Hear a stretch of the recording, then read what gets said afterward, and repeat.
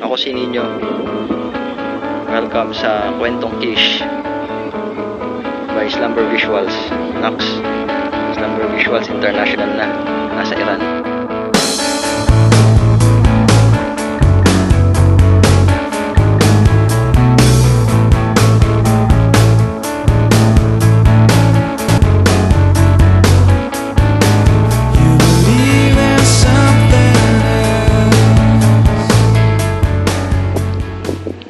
Days na ako dito. Medyo nakakabagot, wala magawa. Ayan. Wala kang gagawin kundi kumain, matulog. Ayan. Yosi, higa, hintay ng visa.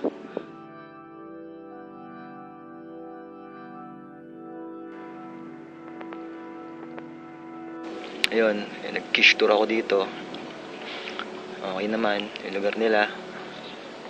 Maraming mga historical dito, structures dito. Ayan. Medyo nakapaggala-gala na rin ako dito. Marami na daw nagbago rito sa Kish. Yun. Marami na daw mga buildings ngayon. Ayan. Tsaka medyo maluwag na. Ayan. Ang beer dito, imagine niyo yung Sprite na sumingaw ng 2 araw. Yun ang beer nila dito. Yan. Kaya kung medyo niloloko mo ang sarili mo, pwede kang uminom ng beer dito. Tapos kunyari may tama ka. Kunyari maglasing-lasingan ka na lang.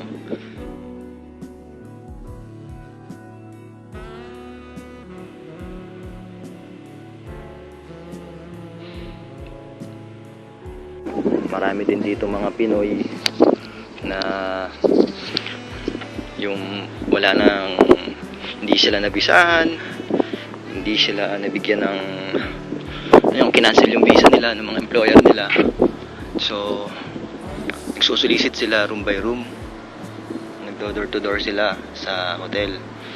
Meron dito 73 days na siyang narito, hindi siya binisahan ng employer niya. Tapos, narito siya, wala na siyang pambayad sa hotel, so nagsusulisit siya. Minsan, may mga nakakawa rin na Pinoy. Titingnan mo, nakakawawa rin sila kasi yun, mga wala silang kamag-anak sa UAE. Tapos, sapalaran sila rito, tapos ganun pa yung mangyayari. Kaya, mapapabigay ka talaga kahit nagtitipid ka.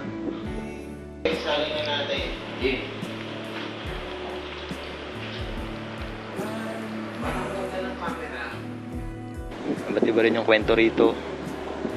Kaya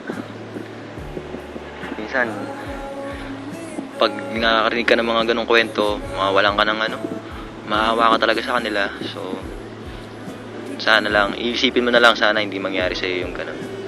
Kasi mahirap talaga. Wala kang gagawin dito sa Kish. Para kang preso na nagbabayad ka pa sa kanila.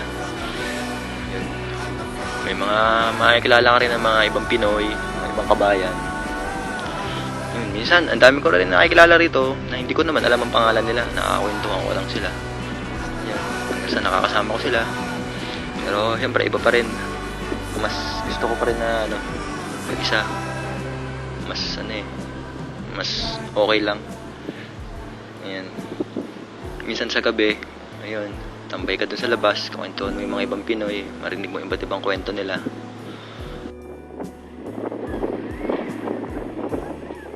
Doon nagluluto yung mga Pinoy doon sa bandaron. Nakikita mo dyan paggabi, sunod-sunod sila dyan. May mga lutuan sila dyan, iihaw sila dyan ng isda, nabili sila sa fish market. O kaya nabili sila ng mga kung ano mang gusto nilang lutuin.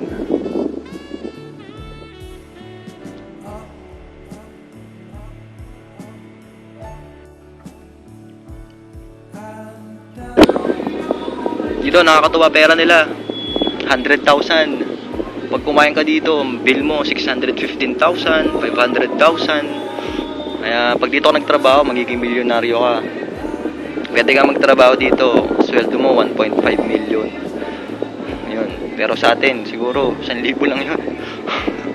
Kaya mas malalapad ang pera nila rito, parang play money.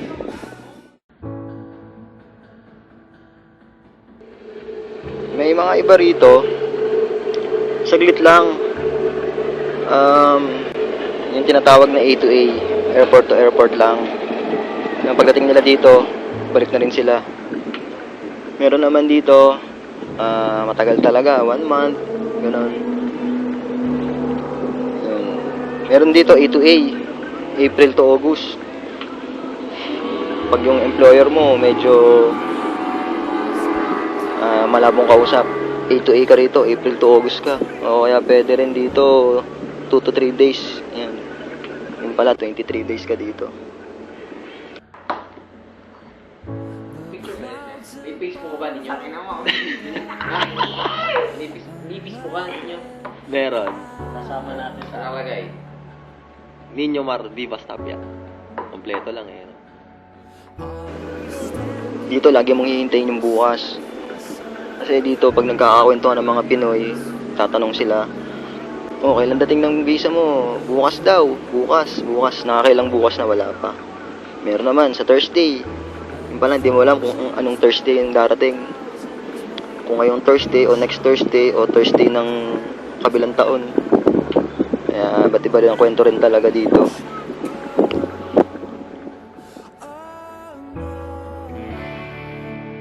Meron din dito yung sa kabilang hotel, hindi ko na lang sabihin yung pangalan ng hotel. Meron dito talaga laganap din ng drugs, yung mga Pilipino rin. Mga Pilipino rin yung mga nagsusupply ng drugs dito. Meron nga dito, kwento sa akin, doon sa hotel na yun, may nahuli ang drug lord Pinoy, taga Batangas pa. Ibang klase talaga ang mga Batanggenyo, kahit saan. Yun. Meron din dito, dun sa ibang hotel din, mga Pinay na yun, wala na silang pang visa. Yun, nagkaano na sila, yun, nagpapabayad na sila para makaipon ng pang visa. Isipin mo, masaklap din yung ganun kasi no choice na sila. Wala na talaga silang tulong na nakukuha. Hindi sila nabisahan. So, kapit na sila sa patalim. Yan. Itong pagkain ng parang sa Pilipinas, pagkain ng tao dito sa Kiss Island. Hindi naman kayo pagkain ng parang. Ganito. Saklawan.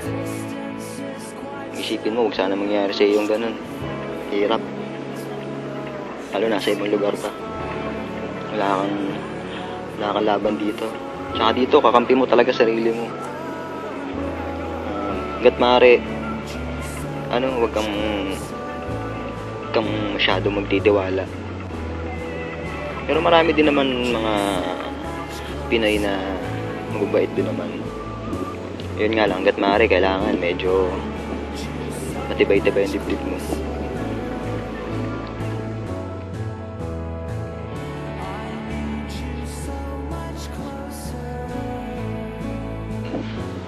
Sabi nga nila, hindi ka daw nakapag UAE, hindi ka nakapag Dubai o nakapag Abu Dhabi o saan man kung hindi ka nag-exit dito sa Kish. So, yan. Yun ang kwento rito sa Kish. Experience din. Panibagong challenge sa buhay.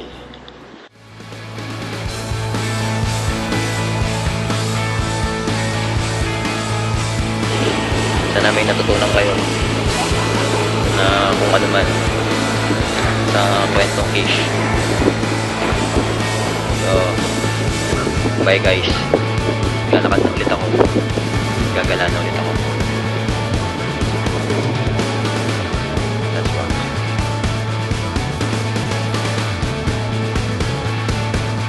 Sa Kish. Labadami, labaw.